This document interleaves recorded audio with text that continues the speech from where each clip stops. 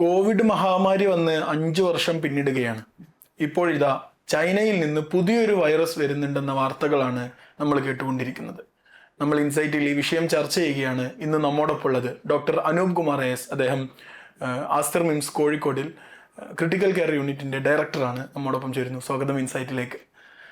പുതിയ വൈറസ് വരുന്നുണ്ടെന്നുള്ള വാർത്തകളൊക്കെ കേട്ടുകൊണ്ടിരിക്കുകയാണ്. എന്താണ് ഈ വൈറസിൻ്റെ പ്രത്യേകതകൾ? ഇത് അപകടകാരിയാണോ? ആദ്യം നമ്മൾ മനസ്സിലാക്കേണ്ടത് ഇപ്പോൾ നമ്മൾ വളരെ വ്യാപകമായി ചർച്ച ചെയ്തുകൊണ്ടിരിക്കുന്ന ചൈനയിൽ വലിയ രീതിയിലേക്ക് വ്യാപിക്കുന്നു എന്ന് പറയപ്പെടുന്ന ഈ വൈറസ് അതൊരു പുതിയ വൈറസ് അല്ല എന്നുള്ളതാണ്.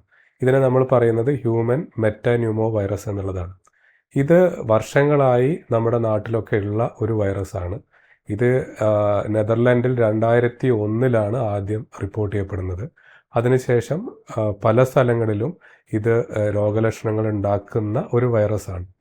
ഉദാഹരണത്തിന് പറഞ്ഞു കഴിഞ്ഞാൽ ഈ കഴിഞ്ഞ മാസം പോലും, അതായത് ഡിസംബർ ഫസ്റ്റ് വീക്കിൽ പോലും ഞാനിപ്പോൾ വർക്ക് ചെയ്യുന്ന കോഴിക്കോട് മിംസിൽ നമ്മളൊരു രോഗിയെ ഈ വൈറസ് ബാധിച്ച ന്യൂമോണിയയുമായി ചികിത്സിച്ചതാണ്. അത് വർഷങ്ങളായി നമ്മൾ സാധാരണ വൈറസ് ന്യൂമോണിയ വരുന്ന സമയത്ത് അത് ഏത് വൈറസ് ആണെന്ന് നമ്മൾ വിശദമായി സ്ക്രീൻ ചെയ്യുന്ന സമയത്ത് നമ്മുടെ ആ സ്ക്രീനിങ് പാനലിലുള്ള ഒരു വൈറസാണ് ഹ്യൂമൻ മെറ്റാന്യൂമോ വൈറസ്. പലപ്പോഴും അത് പോസിറ്റീവായി കിട്ടാറുണ്ട്. അധികം ആൾക്കാരിലും അത് വലിയ പ്രശ്നങ്ങൾ ഉണ്ടാക്കാറുമില്ല. അപ്പോൾ അതുകൊണ്ട് തന്നെ ഇതൊരു പുതിയ വൈറസാണ് എന്നുള്ള രീതിയിലുള്ള ഒരു ഭീതിക്ക് പ്രത്യേകിച്ച് അടിസ്ഥാനമില്ല. എന്നിരുന്നാലും നമുക്കറിയുന്ന പോലെ തന്നെ ഈ കൊറോണ വൈറസുകളായിരുന്നാലും അതേപോലെ നമ്മളെ നാട്ടിൽ ഈ ന്യൂമോണിയ ഉണ്ടാക്കുന്ന ഇൻഫ്ലുവൻസ വൈറസുകളാണെങ്കിലും അത് വർഷങ്ങളായി നമ്മുടെ നാട്ടിലുള്ളതാണ്. പക്ഷേ ഇതിന് ചില ജനിതക വ്യതിയാനങ്ങൾ വരുമ്പോൾ അതിൻ്റെ വ്യാപന ശേഷിയിൽ വ്യത്യാസങ്ങൾ വരാം. അതേപോലെ തന്നെ അതിൻ്റെ രോഗലക്ഷണങ്ങളിലും രോഗാവസ്ഥയിലും വ്യത്യാസം വരാം. ഇത്തരം കാര്യങ്ങൾ നടന്നിട്ടുണ്ടോ എന്നുള്ളതിനെപ്പറ്റി ആധികാരികമായ വിവരം ലഭ്യമല്ല. ഇത് നമ്മൾ മുമ്പേ കണ്ടിരുന്ന ഈ ഹ്യൂമൻ മെറ്റാന്യൂമോ വൈറസിൽ നിന്ന് വ്യതിയാനം വന്ന തരത്തിലുള്ള വൈറസുകളാണോ അല്ല മുമ്പുള്ള അതേ വൈറസാണോ എന്നുള്ളതിനെപ്പറ്റി നമുക്ക് കൃത്യമായ വിവരങ്ങളില്ല. നമ്മൾ മാധ്യമങ്ങളിലൂടെ ലഭിക്കുന്ന വിവരങ്ങൾ മാത്രമേ ഉള്ളൂ. അതിൻ്റെ ജനിതക ഘടനയും അതിനെപ്പറ്റിയുള്ള മറ്റ് വിവരങ്ങളൊന്നും ഇപ്പോഴും ലഭ്യമല്ല. ലഭ്യമായ വിവരങ്ങളനുസരിച്ച് ചൈനയിൽ ഈ ശ്വാസകോശ സംബന്ധമായ അസുഖങ്ങൾ കുറച്ച് നാളായി വളരെ കൂടുന്നതായിട്ടും അത്തരം രോഗികൾ ആശുപത്രിയിൽ പ്രവേശിപ്പിക്കപ്പെടുന്നതും അതിനോടനുബന്ധിച്ച് ഈ മരണം സംഭവിക്കുന്നതിൻ്റെ നിരക്ക് കൂടിയെന്നാണ് മനസ്സിലാക്കാൻ പറ്റിയത്. അതും ഈ ഹ്യൂമൻ മെറ്റാന്യൂമോ വൈറസ് എന്ന് പറയുന്ന വൈറസ് മാത്രമല്ല, ഈ സീസണിലൊക്കെ കാണുന്ന നമ്മൾ ഇൻഫ്ലുവൻസ വൈറസ്, അതേപോലെ തന്നെ കോവിഡ്, ഇതൊക്കെ അവിടെ കൂടുന്നതായിട്ടാണ് റിപ്പോർട്ട് സൂചിപ്പിക്കുന്നത്. അതിൻ്റെ കൂടെ തന്നെ അപകടകാരിയായ മറ്റൊരു ബാക്ടീരിയൽ അണുബാധ, മൈക്കോപ്ലാസ്മ ന്യൂമോണിയ, ഇതിൻ്റെ അളവ് കൂടുന്നതായിട്ടാണ് കാണുന്നത്. അതുകൊണ്ട് തന്നെ ഇതൊരു ഈ പഴയ വൈറസിനൊരു ജനിതക മാറ്റം വന്ന് അത് വലിയ രീതിയിലേക്ക് രോഗത്ത് ഒരു പാൻഡമിക് ഉണ്ടാക്കാൻ പോകുന്നു എന്ന രീതിയിലുള്ള ചർച്ചകൾക്കും ആശങ്കകൾക്കും ഇപ്പോൾ ഒരു അടിസ്ഥാനമുണ്ടെന്ന് എനിക്ക് തോന്നുന്നില്ല. ആ രീതിയിൽ വരുമോ എന്ന് ചോദിച്ചു കഴിഞ്ഞാൽ നമുക്ക് കൂടുതൽ വിവരങ്ങൾ വന്നു കഴിഞ്ഞാൽ മാത്രമേ അതിനെപ്പറ്റി പ്രതികരിക്കാൻ സാധിക്കുകയുള്ളൂ. അത് തന്നെയാണ് ഇന്ന് രാവിലെ കേന്ദ്ര ഹെൽത്ത് വിഭാഗം അവിടെ നിന്നുള്ള നിർദ്ദേശങ്ങളും കണ്ടത്. ഇതൊരു സാധാരണ വൈറസ് പോലെ തന്നെയാണ് ഇപ്പോൾ കാണേണ്ടതുള്ളൂ. ഇന്ന് നമ്മുടെ ആരോഗ്യമന്ത്രി വീണ ജോർജിൻ്റെ നിർദ്ദേശം ഉണ്ടായിരുന്നു, മാസ്ക് ധരിക്കുന്നത് നന്നായിരിക്കുമെന്ന് തുടങ്ങിയ. എങ്ങനെ ഒരു ജാഗ്രതയുടെ ഒരു കാര്യങ്ങൾ വേണ്ടതല്ലേ എന്തായാലും? തീർച്ചയായിട്ടും ഞാൻ നേരത്തെ പറഞ്ഞ പോലെ തന്നെ നമ്മളിപ്പോൾ ഈ ഒരു കഴിഞ്ഞ സീസണിൽ നമ്മുടെ ICUകളിലൊക്കെ ഏറ്റവും അധികം പ്രവേശിപ്പിക്കപ്പെട്ടത്, നമ്മളധികം മാധ്യമങ്ങളിലൊന്നും ചർച്ച ചെയ്യപ്പെടാതെ പോയത് ഈ കോവിഡിനും അതേപോലെ തന്നെ അത്തരം വൈറസുകൾക്കൊക്കെ കോവിഡ് പോലെ തന്നെ സമാനമായ മറ്റൊരു വൈറസാണ് നമ്മുടെ ഫ്ലൂ വൈറസ്, അല്ലെ ഇൻഫ്ലുവൻസ വൈറസ്. അതിൻ്റെ അളവ് എനിക്ക് തോന്നുന്നു മുമ്പ് ഒരു 10 വർഷം മുമ്പൊക്കെ കണ്ട അത്രയില്ലെങ്കിലും വലിയ അളവിൽ നമ്മുടെ നാട്ടിൽ കൂടുന്നതും ഈ പ്രത്യേകിച്ച് ആരോഗ്യ പ്രശ്നങ്ങളുള്ള ആൾക്കാരിലേക്കും അതേപോലെ ഗർഭിണികളിലേക്കൊക്കെ ഈ ഇൻഫ്ലുവൻസ വൈറസ് വരുമ്പം ഗുരുതരാവസ്ഥയിൽ ICUവിൽ പ്രവേശിപ്പിക്കപ്പെടുന്നതും കൂടുതലായിട്ടാണ് ഈ വർഷം നമ്മൾ കണ്ടത്. അപ്പോൾ അതേപോലെ തന്നെയുള്ള ഒരു വൈറസാണ് ഈ ഹ്യൂമൻ മെറ്റാന്യൂമോ വൈറസും. സാധാരണ അത് 2 രീതിയിലാണ് മനുഷ്യരിലേക്ക് രോഗവ്യാപനം നടക്കുക. ഒന്ന് നമുക്ക് നേരിട്ട് നമ്മൾ കോവിഡിനൊക്കെ പറയുന്ന രീതിയിൽ തന്നെയുള്ള നമ്മുടെ ഈ റെസ്പിറേറ്ററി സെക്രീഷൻ, നമ്മൾ ഈ ചുമയും കഫക്കെട്ടൊക്കെ വരുമ്പോൾ നമ്മൾ ചുമയ്ക്കുന്ന സമയത്തൊക്കെയുള്ള ഈ തൊണ്ടയിലെ സ്രവങ്ങളും ശ്വാസകോശത്തിലെ സ്രവങ്ങളും തെറിച്ച് നേരിട്ട് ഒരാളുടെ ശ്വാസകോശത്തിലേക്ക് വരികയും അദ്ദേഹത്തിന് രോഗബാധ വരികയും ചെയ്യാം. രണ്ടാമത് പ്രതലങ്ങളിലൂടെ, അതായത് ഈ വൈറസുകളൊക്കെ നമ്മൾ ചുമയ്ക്കുന്നതോ അല്ലെങ്കിൽ മൂക്ക് ചീറ്റോ ഒക്കെ ചെയ്യുന്ന സമയത്ത് ഏതെങ്കിലും ഒരു പ്രതലത്തിലായിട്ടുണ്ടെങ്കിൽ നമ്മൾ ആ പ്രതലത്തിൽ നമ്മൾ കൈകൊണ്ട് തൊടുകയും വീണ്ടും നമ്മുടെ ഈ മുഖത്തേക്കോ മൂക്കിലേക്കോ ഒക്കെ ഈ കൈ കൊണ്ടുവരുന്ന സമയത്ത് രോഗവ്യാപനം നടക്കുക. ഈ രണ്ട് രീതിയിലാണ് രോഗവ്യാപനം നടക്കുന്നത്. ഈ വൈറസ് നമ്മുടെ ശരീരത്തിലേക്ക് പ്രവേശിച്ച് കഴിഞ്ഞു കഴിഞ്ഞാൽ രോഗലക്ഷണം വരാനെടുക്കുന്ന സമയം, നമ്മളെല്ലാ വൈറസിനും പറയുന്ന പോലെ അതിനാണ് നമ്മൾ ഇൻക്യുബേഷൻ പീരീഡ് എന്ന് പറയുന്നത്.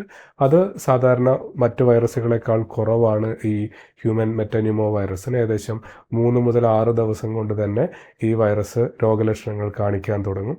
രോഗലക്ഷണങ്ങൾ കോവിഡിനും ഇൻഫ്ലുവൻസയ്ക്കും ഒക്കെ കാണുന്ന പോലെ തന്നെ തൊണ്ടവേദന, ജലദോഷം, ചുമ തുടങ്ങിയ രോഗലക്ഷണങ്ങളാണ് കാണുക. ഇതിൻ്റെ കൂടെ ശരീരവേദന വരാം. ഇത് ചില ആൾക്കാരിലേക്ക് ഈ ഗുരുതരമായ ന്യൂമോണിയയിലേക്ക് പോവുകയും ശ്വാസതടസ്സം വരികയും ചെയ്യാം.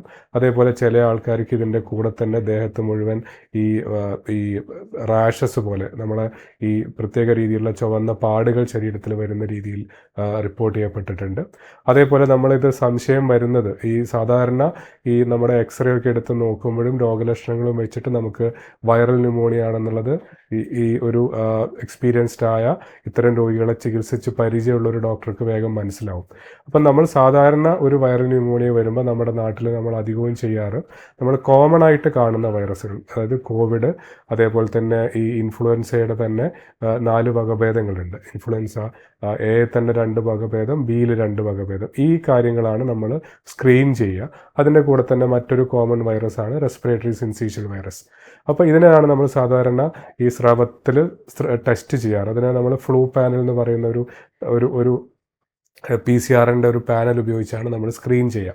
അപ്പോൾ ഈ സ്ക്രീനിങ്ങിൽ ഈ വൈറസുകളൊക്കെ നെഗറ്റീവായി കാണുകയും നമ്മൾ രോഗിയുടെ എക്സ്റേ എടുക്കുമ്പോഴോ അല്ലെങ്കിൽ CT എടുക്കുമ്പോഴോ ചില പ്രത്യേക വ്യത്യാസങ്ങൾ, നമുക്ക് ഈ കോവിഡിനൊക്കെ മുമ്പ് പറഞ്ഞ പോലെ തന്നെ ഈ വൈറസിൻ്റെയും CTയിലുള്ള ചില പ്രത്യേക രീതിയിലുള്ള വ്യത്യാസങ്ങളുണ്ട്. ആ സമയത്താണ് നമ്മൾ ഇതിൻ്റെ ടെസ്റ്റുകൾ നടത്തുക. ഞാൻ മുമ്പേ പറഞ്ഞ പോലെ തന്നെ ഈ ഹ്യൂമൻ മെറ്റാന്യൂമോ വൈറസിൻ്റെ ടെസ്റ്റുകൾ നടത്താനുള്ള സൗകര്യം നമ്മളെ ഈ ആസ്റ്റർ പോലെയുള്ള പ്രധാന ആശുപത്രികളിലൊക്കെ തന്നെ ഉണ്ട്. ഞാൻ പറഞ്ഞ പോലെ അത് കുറേ വർഷങ്ങളായി തന്നെ കോവിഡ് കാലത്തിനൊക്കെ മുമ്പ് തൊട്ട് തന്നെ നമ്മളൊക്കെ ഒരു ടെസ്റ്റ് ചെയ്യുന്ന ഒരു വൈറസാണ്. ഞാൻ നേരത്തെ പറഞ്ഞു, കുറച്ച് ആഴ്ചകൾക്ക് മുമ്പ് പോലും എൻ്റെ ICUവിൽ ഈ വൈറസ് ബാധയായിട്ടുള്ള ഒരു രോഗി ഉണ്ടായിരുന്നു.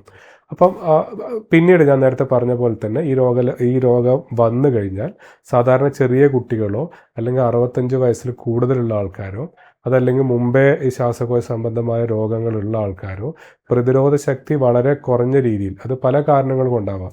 നമ്മൾ ഈ രക്തത്തിലെ ഈ പഞ്ചസാരയുടെ അളവ് കൃത്യമായി കൺട്രോൾ ചെയ്യാതിരിക്കുക, അല്ലെങ്കിൽ ഏതെങ്കിലും മരുന്നുകൾ നമ്മൾ പ്രതിരോധ ശക്തി കുറയ്ക്കുന്ന രീതിയിൽ, അത് കീമോതെറാപ്പി ഉപയോഗിക്കുന്ന മരുന്നുകളാവാം, മറ്റ് ചില വാതരോഗ ചികിത്സയ്ക്ക് ഉപയോഗിക്കുന്ന മരുന്നുകളാവാം. ഇത്തരം അല്ലെങ്കിൽ അവയവമാറ്റ ശസ്ത്രക്രിയ കഴിഞ്ഞിട്ട് നമ്മൾ പ്രതിരോധ ശക്തി കുറയ്ക്കുന്ന രീതിയിൽ ഉപയോഗിക്കുന്ന മരുന്നുകളാവാം. ഇത്തരം മരുന്നുകളൊക്കെ കഴിക്കുന്ന ആൾക്കാരിലേക്ക് ഈ വൈറസ് ബാധ വരിക, അല്ലെങ്കിൽ ഞാൻ നേരത്തെ പറഞ്ഞ പോലെയുള്ള വിഭാഗങ്ങളിലേക്ക് വരുമ്പോഴാണ് അത് കൂടുതൽ ഗുരുതരാവസ്ഥയിലേക്ക് പോവുകയും അവരൊക്കെ ICUവിലേക്കൊക്കെ പ്രവേശിപ്പിക്കപ്പെടേണ്ട ഒരവസ്ഥ വരികയും ചെയ്യുന്നത്. ചികിത്സയെപ്പറ്റി പറയുകയാണെങ്കിൽ കൃത്യമായ രീതിയിലുള്ള ആൻറ്റിവൈറൽ മരുന്ന് ഇതിൻ്റെ ചികിത്സയ്ക്ക് ലഭ്യമല്ല. പല രീതിയിലുള്ള മരുന്നുകളും റിബാവൈറിൻ പോലെയുള്ള മരുന്നുകളൊക്കെ ആൾക്കാർ മുമ്പ് ചികിത്സയ്ക്ക് ഉപയോഗിച്ചിട്ടുണ്ട്. അതേപോലെ ഇതിനെതിരെയുള്ള മോണോക്ലോണൽ ആൻറ്റിബോഡികളും ചികിത്സയ്ക്ക് മുമ്പേ ഉപയോഗിച്ചിട്ടുണ്ട്. പക്ഷേ അതിനൊന്നും കൃത്യമായ രീതിയിലുള്ള ഒരു ഫലപ്രാപ്തി കണ്ടതായിട്ടുള്ള റിപ്പോർട്ടുകൾ ലഭ്യമല്ല. അതുകൊണ്ട് പ്രധാനമായും എല്ലാ വൈറസ് ന്യൂമോണിയകളെയും പോലെ തന്നെ നമ്മൾ അതിനുള്ള ബാക്കി സപ്പോർട്ടീവായിട്ടുള്ള കെയർ കൊടുക്കുക. ഈ ഓക്സിജൻ കുറവാണെങ്കിൽ അതനുസരിച്ചുള്ള കാര്യങ്ങൾ ചെയ്യുക. നമ്മൾ ആദ്യം ഈ ഓക്സിജൻ സപ്ലിമെൻ്റ് ചെയ്യുക. അതനുസരിച്ച് ശരിയാവുന്നില്ലെങ്കിൽ നമ്മൾ വെന്റിലേറ്ററിൻ്റെ സഹായം ഉപയോഗിക്കുക. ആ രീതിയിലുള്ള കാര്യങ്ങളൊക്കെയാണ് നമ്മൾ സാധാരണ ചെയ്യാറ്. എന്തുകൊണ്ടാണ് ഈ ചൈനയിൽ നിന്ന് ഇതുപോലുള്ള വൈറസുകളുടെ വിസരണം ഇങ്ങനെ കൂടുതലാണ് എന്ന് പറയപ്പെടാനുള്ള കാരണം? കോവിഡ് വന്നതാണെങ്കിലും അതിൻ്റെ ഉത്ഭവം ചൈനയാണെന്നും നമുക്ക് അങ്ങനെ ഒരിക്കലും പറയാൻ പറ്റില്ല. കാരണം നമുക്ക് അതിനുശേഷം പല രീതിയിലുള്ള രോഗങ്ങൾ അതിന് മുമ്പും ശേഷവും ഒക്കെ വന്നിട്ടുണ്ട്. നമുക്കറിയാം എബോള പോലെയുള്ള രോഗങ്ങൾ അത് ഇതിനേക്കാളും ഭീതിപ്പെടുത്തുന്നതാണ്. അത് ആഫ്രിക്കൻ രാജ്യങ്ങളിൽ നിന്നാണ് വന്നത്. അതേപോലെ നമുക്കറിയാം മങ്കി പോക്സ്, അത് എംപോക്സ് എന്നാണ് നമ്മളിപ്പോൾ പറയാറ്. അത് ലോകത്ത് വലിയ രീതിയിലേക്ക് വ്യാപിച്ചിട്ടുണ്ടായിരുന്നു. അപ്പോൾ അതേപോലെ നമുക്ക് മുമ്പേ ഈ ഇൻഫ്ലുവൻസ തന്നെ ഈ ലോകം മുഴുവൻ വ്യാപിച്ചിട്ടുണ്ടായിരുന്നു. അപ്പോൾ അതുകൊണ്ട് ഇത് ചൈനയിൽ മാത്രം ഇത്തരം വൈറസുകൾ വന്ന് അത് ലോകം മുഴുവൻ വ്യാപിക്കുന്നു എന്ന് അങ്ങനെ പറയുന്നതിനോട് യോജിക്കാൻ ബുദ്ധിമുട്ടാണ്. അങ്ങനെ പ്രത്യേകിച്ച് എന്തെങ്കിലും ഒരു കാര്യം നമ്മളൊരു രാജ്യത്ത് മാത്രം വൈറസ് വന്ന് അത് ലോകത്ത് മുഴുവൻ വ്യാപിക്കുന്നു എന്ന് പറയുന്നൊരു കാര്യമില്ല. ഞാൻ ഈ പറഞ്ഞ രീതിയിൽ തന്നെ ഇത് ആ രീതിയിലേക്ക് ഒരു പാൻഡമിക് പോലെ മാറുമോ, അല്ലെങ്കിൽ ഈ വൈറസിന് ഈ ജനിതഘടനയിൽ വ്യത്യാസം വന്നിട്ടുണ്ടോ എന്നൊക്കെ മനസ്സിലാക്കി കഴിഞ്ഞാൽ മാത്രമേ നമുക്ക് അത്തരം കാര്യങ്ങളെപ്പറ്റി കൂടുതലായി നമുക്ക് പ്രതികരിക്കാൻ സാധിക്കുള്ളൂ.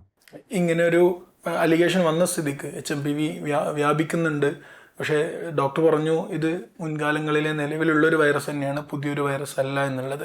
സ്വാഭാവികമായും ഇതിനെക്കുറിച്ചുള്ള പഠനങ്ങൾ നടക്കണം, ഇതിൻ്റെ ബാക്കിയുള്ള റിപ്പോർട്ടുകളൊക്കെ പുറത്തു വരാനുണ്ട്.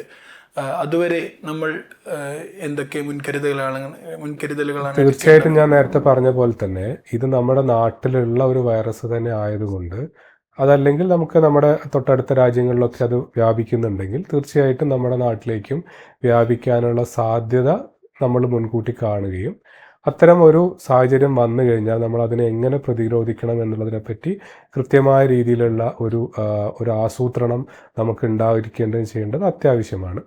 നമുക്ക് മുമ്പൊക്കെ പറഞ്ഞ പോലെ തന്നെ ഇത്തരം രീതിയിലുള്ള ഈ ശ്വാസകോശ സംബന്ധമായ രോഗങ്ങളൊക്കെ വ്യാപനം നമുക്ക് തടയാൻ പറ്റുന്നത് ഇത്തരം രോഗലക്ഷണങ്ങളുള്ള ആൾക്കാരൊക്കെ തന്നെ സമൂഹത്തിൽ മറ്റാൾക്കാരുമായി അടുത്തിടപഴകുന്നത് ഒഴിവാക്കുക. അതേപോലെ തന്നെ രോഗലക്ഷണങ്ങളൊക്കെ സാധാരണ ചികിത്സ അനുസരിച്ച് അത് പ്രതികരിക്കുന്നില്ല, കൂടുതൽ ബുദ്ധിമുട്ടിലേക്ക് പോകുന്നുണ്ട്, അതല്ലെങ്കിൽ ഏതെങ്കിലും ഒരു പ്രത്യേക ഭാഗങ്ങളിൽ ഇത്തരം കൂടുതൽ കേസുകൾ കാണപ്പെടുകയാണെങ്കിൽ ഞാൻ നേരത്തെ പറഞ്ഞ പോലെ ഇത്തരം ടെസ്റ്റുകൾ ചെയ്യാൻ സംവിധാനമുള്ള ആശുപത്രികൾ അതിൻ്റെ ടെസ്റ്റുകൾ നടത്തുകയും ഇത്തരത്തിലുള്ള ഒരു ഔട്ട് ബ്രേക്ക് നടക്കുന്നില്ല എന്ന് ഉറപ്പുവരുത്തുകയും ചെയ്യണം. അതേപോലെ തന്നെ നമുക്ക് ഇത്തരം സ്പ്രെഡ് ഒഴിവാക്കാൻ വേണ്ടിയിട്ടും നമ്മൾ മുമ്പൊക്കെ പറഞ്ഞ പോലെ ഈ കൈ വൃത്തിയായി സൂക്ഷിക്കുക. അതേപോലെ തന്നെ നമ്മൾ ഈ രോഗലക്ഷണങ്ങളുള്ള ആൾക്കാർ നമ്മൾ ഇതേപോലെ മാസ്ക് ഉപയോഗിക്കുക. അതേപോലെ അത്തരം ഈ പബ്ലിക്കിലേക്ക് പോവാതിരിക്കുക.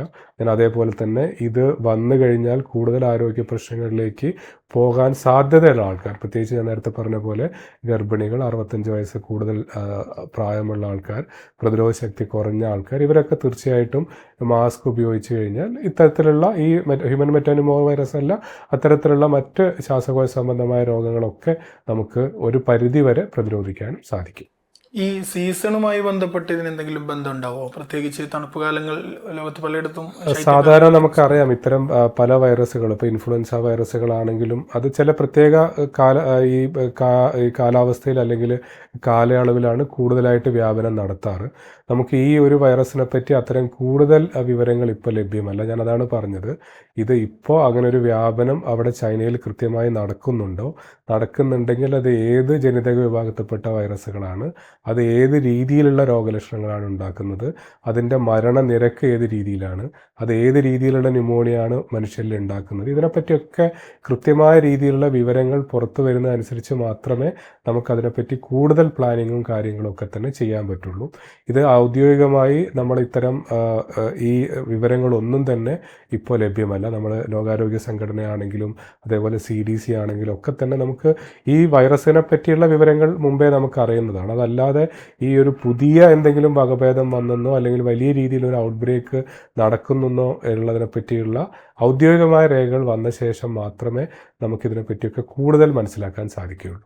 മാധ്യമ റിപ്പോർട്ടുകളാണ് കൂടുതലും വന്നുകൊണ്ടിരിക്കുന്നത്. ലോകത്താകമാനം നമ്മൾ അത്തരത്തിലുള്ള, പ്രത്യേകിച്ച് അതും ഈ നവമാധ്യമങ്ങളിലൂടെയാണ് ഇത് കൂടുതലായിട്ട് ഈ ഡിസ്കഷൻ നടക്കുന്നത്.